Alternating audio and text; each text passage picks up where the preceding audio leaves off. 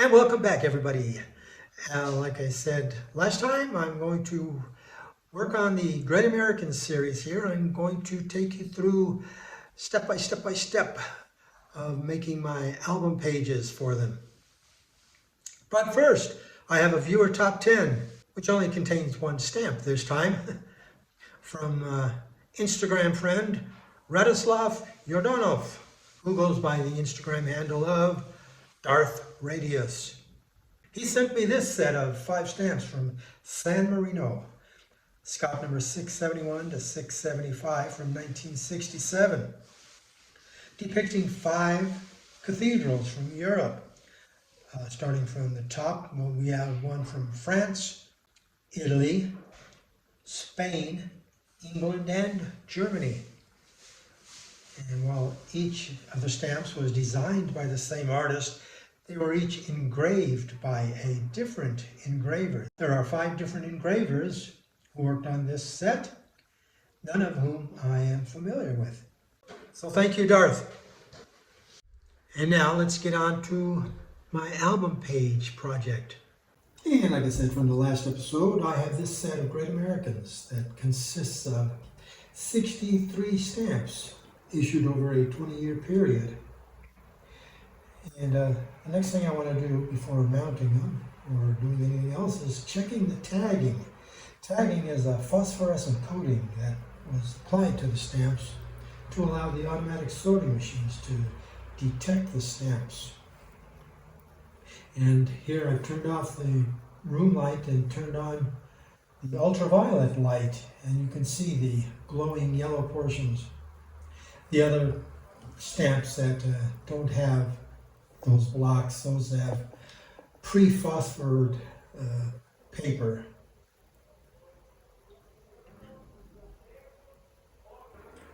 Okay, so I've opened up my AlbumEasy program now, and I'll show you how it works here. Up here at the top where I'm highlighting, all these hashtags. Hashtags tell the program to ignore the text. That's just notes for your own purpose. On line 11, then you have a note that says what follows are the instructions to set up page elements that are common to all the pages. So we have the album size, which is for A4 size paper. It's 210 millimeters across by 297 millimeters high. And the margins, which I should note first off, is that I'm using the album pages that you saw in the previous episode for the Austria Vacationland set, and they had 13 millimeter margins. I'm going to just use that template for that page and just alter it for this Great Americans. So it had 13 millimeter margins around. Well, I want to increase my space a little, so I'm going to decrease the margins to 10 millimeters on each side, on left, right, top, and bottom. And then AlbumEasy comes with some built-in decorative page borders, which I used the classic border on the Austria pages. It also comes with Art Deco, which looks like this. Art Deco Small, which looks like this. This one called Bottom just has a line at the bottom of the page, and no, the other 3 sides are blank. And then this style is Corner Style A, and then there's Corner Style B, and Corner and Vertical Style C, which looks like this. Now below that, I've defined some fonts that I'm going to use. If you go to the top menu bar where it says font, click on that, and a box will pop up and it'll show you all the fonts that are on your system. And they are all available to use in the AlbumEasy program. And you just highlight the one you want, copy the name, and copy it, to the line, and you can just add as many fonts as you want. So you add here in the quotes, you paste the name of the font that you copied from the box. But over on the left, you see the 3-letter abbreviation. That's your own abbreviation that you're going to use in the instructions. So Candera, I just naturally call it CAN. I added Edwardian script, and I just abbreviated that EDW, and so on and so forth. Now down here, the album page's title, I've selected Era's Medium with a 14-point font for the country name. Now, putting this here will put the country name on every page, but I decided I don't need the country name on every page, only on the first page. So I'm just actually going to delete this instruction, and I'm going to put add a line of text on the first page with the country name, and then not have the country name on any subsequent pages. So here I add another line for page text, and it's centered in the page. I'm going to use that ERA14 Austria and just paste it down here. And then I'll delete the previous line that gives the pages, that gives the title on all the pages. All right, so at any time during the project, you click on Save, and then click on to Generate, which generates the PDF, and then View the PDF. Okay, and this is where we stand right now. And as you can see, the Austria is bumping right up against the top of the mounting area against the border. So I wanted to bring that down a little to balance it out a little better. So I'll go back down to line 33, and I'll just add \n, which is a line break. In fact, I'm going to add 2 line breaks. And I'll save the work, generate another PDF and look at it, and now we see that the title has come down a good ways from the border, and that looks quite a bit better.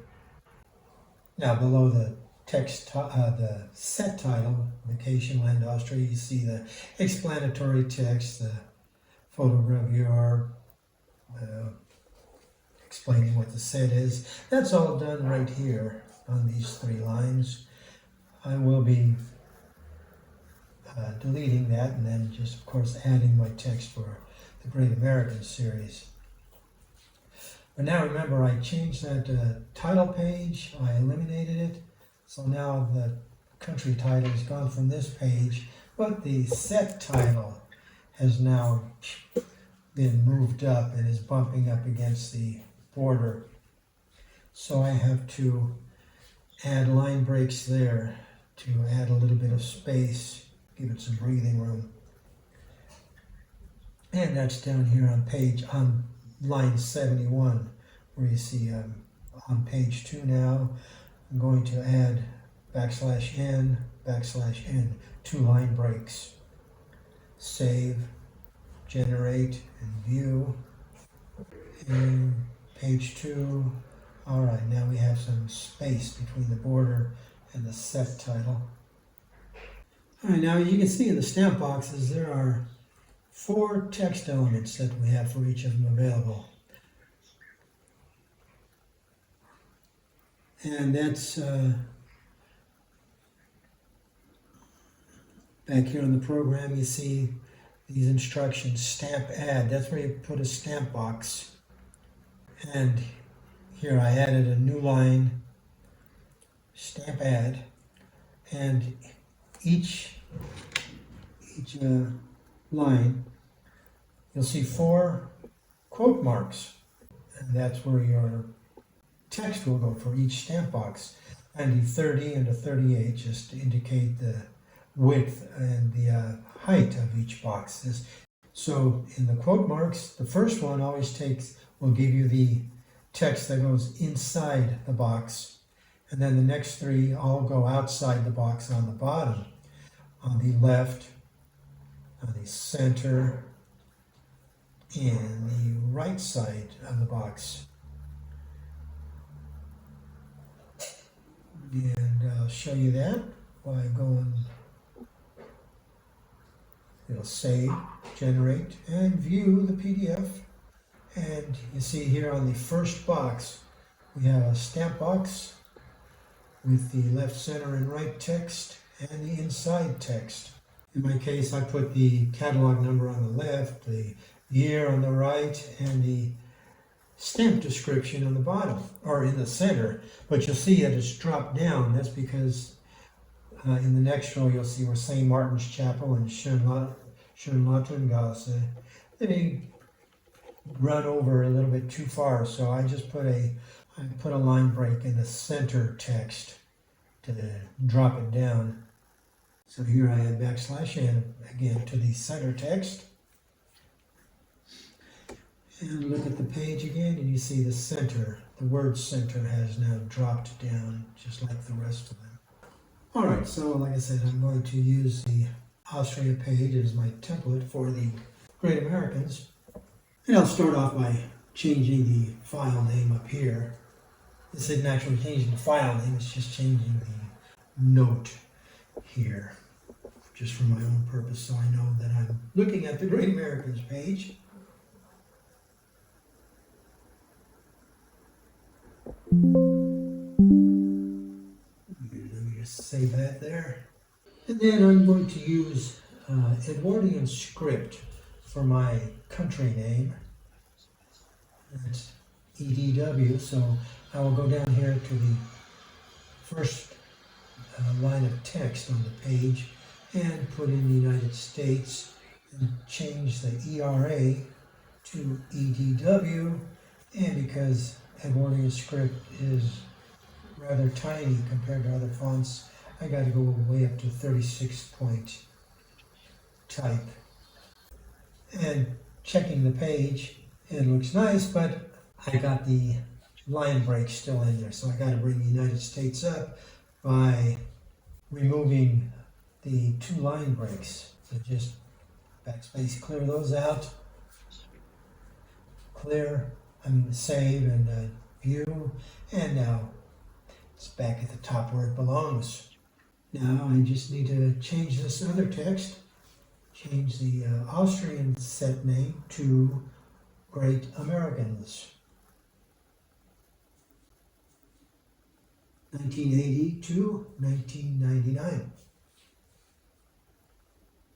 Now I don't care about having the printing method, the number of perfs, anything like that. All I care about is the set name. But I will add a little bit of explanatory text just to introduce the set. But first I got to make sure all my stamp boxes will fit, as there are 63 stamps to fit. I'd like to get them on 2 pages, which might, sound like it'll be a little bit dense, but I don't care. Especially with a set like this, of a large set with, a uniform design. I like that masked look. So we have 63 stamps that measure 22 by 26 millimeters. The stamp mounts are 4 millimeters larger to give you a nice black border around each stamp. So my stamp boxes will be 26 millimeters across by 30 millimeters high. My page is 190 millimeters wide between the borders, so allowing for some space between each stamp box, I need 30 millimeters for each stamp. So looks like I'm good for about 6 stamps in each row. So I'll create 6 stamp add lines here, specifying boxes of 26 millimeters across by 30 millimeters high. So there's 6 stamp boxes that I'll repeat on.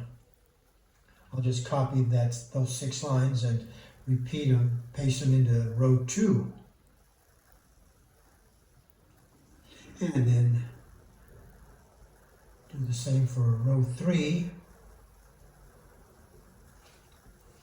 And I'll try to get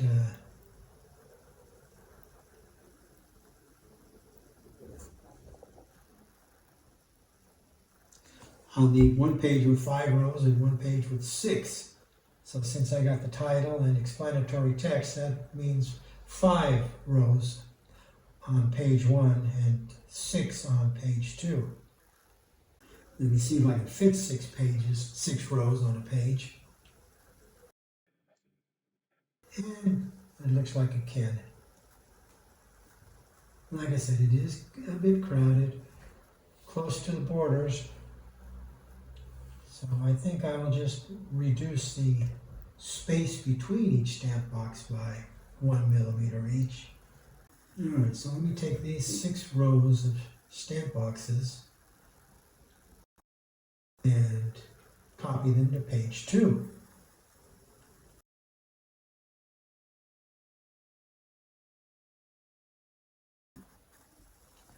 Alright, now I have 6 rows of stamp boxes on page 2. Change this to page 2. Eliminate the country name.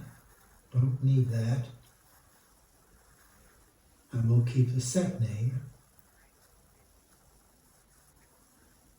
But got to put a couple of line breaks in so it's not bumping up against the border. And then, where I've highlighted the blue line there, I'm changing the 5, the spacing between each stamp box, changing it from 5 millimeters to 4 millimeters. Oh yeah, I got to eliminate row 6 on page 1. Let me add a little line break to Great Americans to get a little more separation from the country name.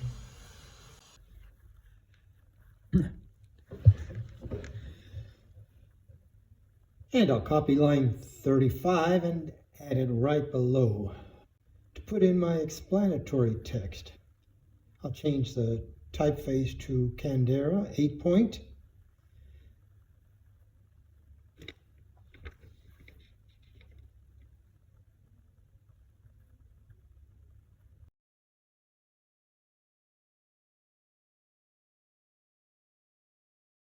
And then I will save it and view it, see what it looks like.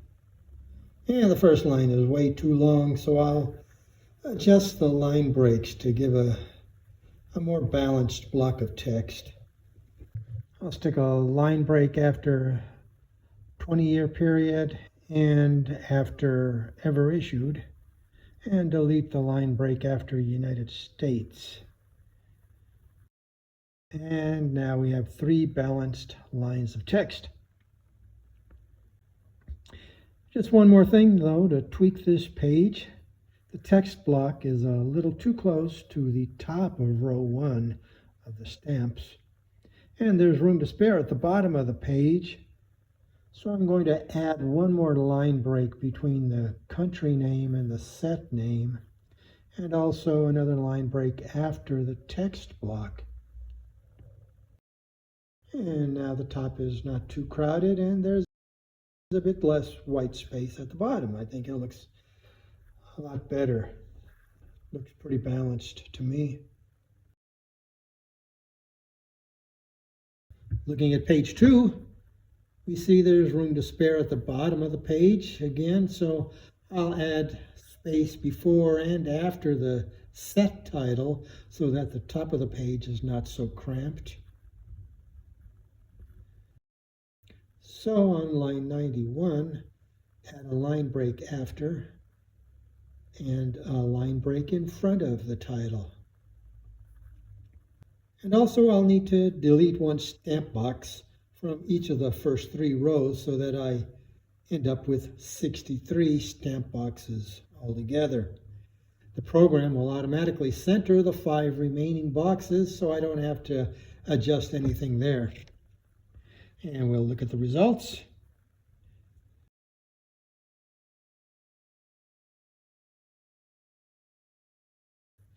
And as you can see, the first rows on page 2 have 5 boxes, and they're centered on the page. And at the bottom, the white space is not too big. So I think the layout looks about as good as I can make it now. The only thing left now is to put the text inside each box and below the boxes. Going back to the program now, you see I've opened also an Excel file next to it where I can see all the text I need to enter for each stamp. I'll start off entering the stamp denominations inside the boxes. 2 cents and another 2 cents. And finishing up with $1, a $2, and a $5. Now to enter the left text, $21.95 and $21.96. Now for the center text, I decided I don't need a stamp description, which would be the name of the person on the stamp, as the names are plain to see on the stamps. So I'll just delete the center text altogether. Now for the right side text, I'll put the year of issue.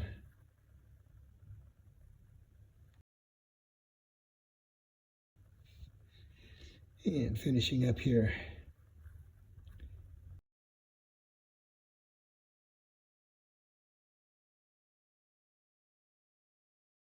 Check the results now. Page 1 looks pretty good to me. All the text is in place. And page 2 looks pretty good, I think. Now I'll print them out. See how they look on paper. And hopefully they'll be ready to have the stamps mounted.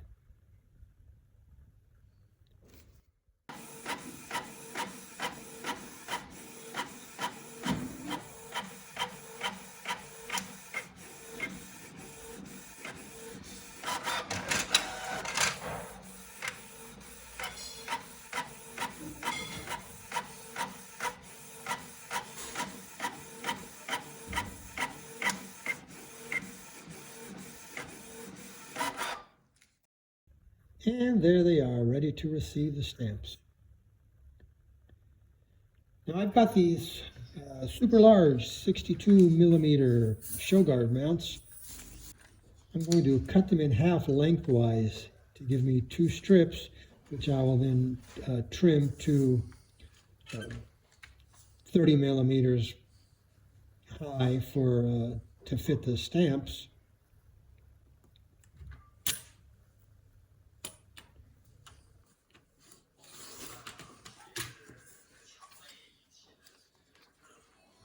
Jumping ahead here, I've got all my strips now. Now I need to cut individual mounts that are 26 millimeters wide. So here's my stamp guillotine, and that's what it's called, a guillotine cutter. It has this arm that comes down, it slices the mount. This is the stop here, set for 26 millimeters. Now, when you use this guillotine cutter, you need to make sure you have good metal-to-metal contact between the cutting blade on the arm and the metal plate on the platform to ensure that you get a good, clean cut. So while you bring the arm down to cut, you'll torque it a little bit to the right or clockwise, and also press the arm slightly to the left as it comes down. And that'll give you a nice clean cut.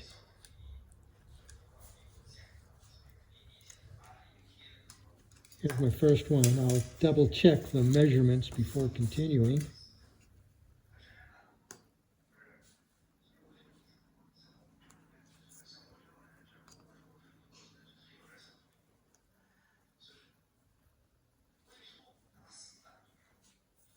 And they look good, so I'll just cut the rest now.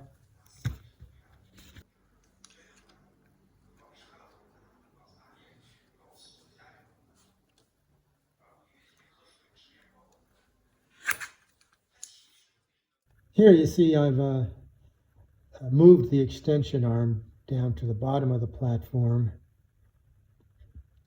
Sometimes when it's at the top, I'll start bringing the cutting arm down.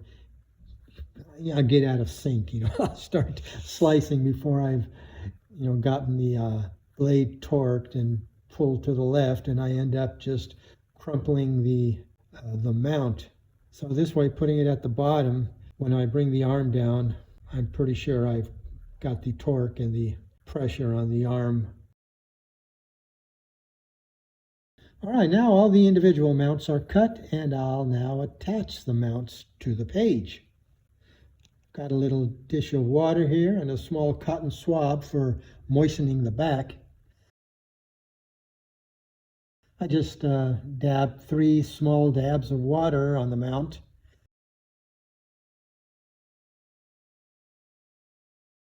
And carefully position it on top of the stamp box.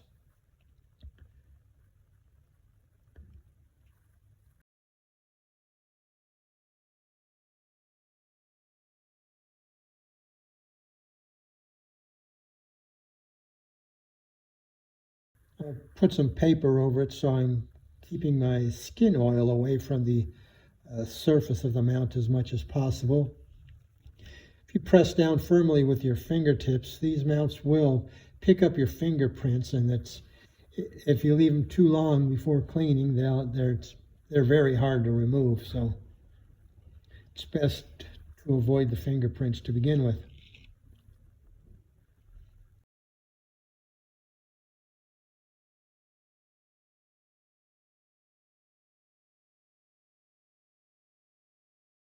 Here you see I'm resting my hand on some paper so I don't leave a palm print on the mounts as I work.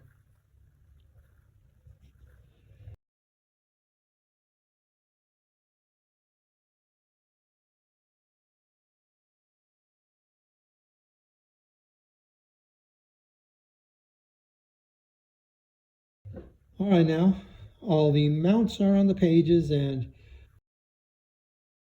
we can now place the stamps inside the mounts.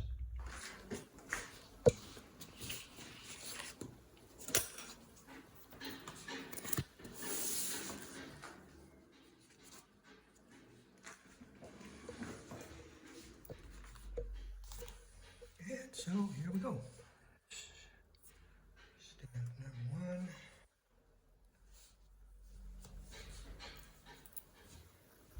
Here again, I've placed paper under my hand to keep the mounts clean.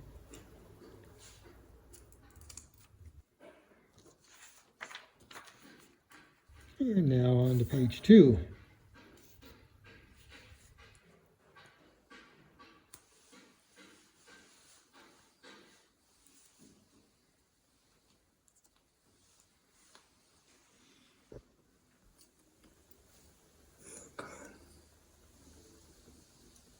And finished, but not really finished. One final step I have.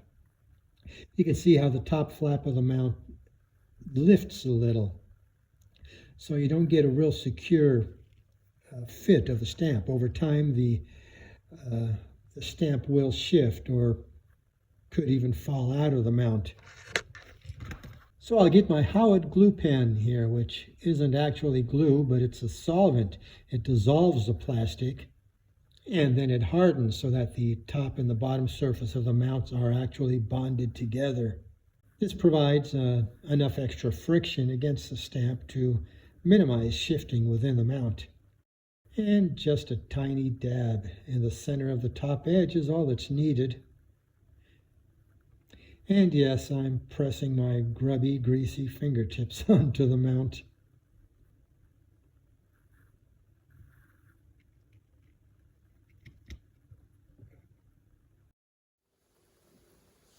Touch.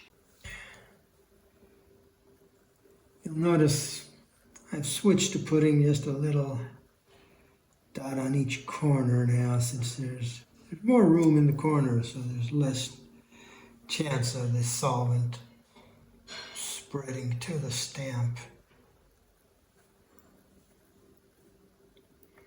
And it gives you just that much more secure of a mount also.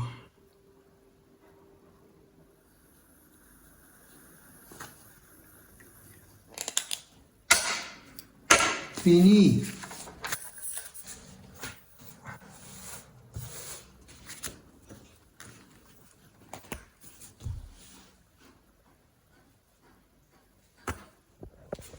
And, oops, got them backwards, don't I?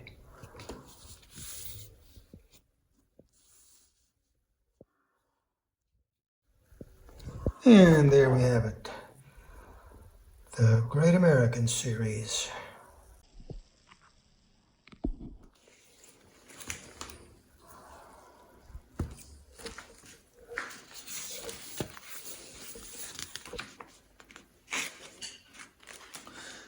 For now, I'll stick them in the document sleeves, but as I explained, later I will trim these edges off and just tape that margin to the page. First, I gotta find some decent tape, maybe some bookbinder's tape.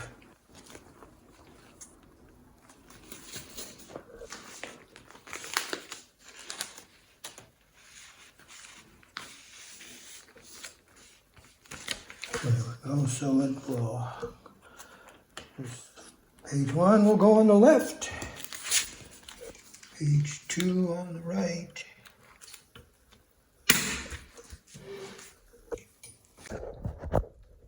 Lights out. And there it is in the album.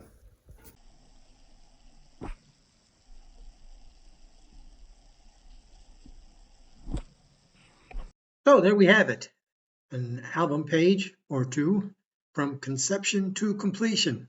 I hope you found that useful, and if you have any questions about the process, just leave it in the comments below, or better yet, come on over to the TED Talk Stamps forum and post your question there.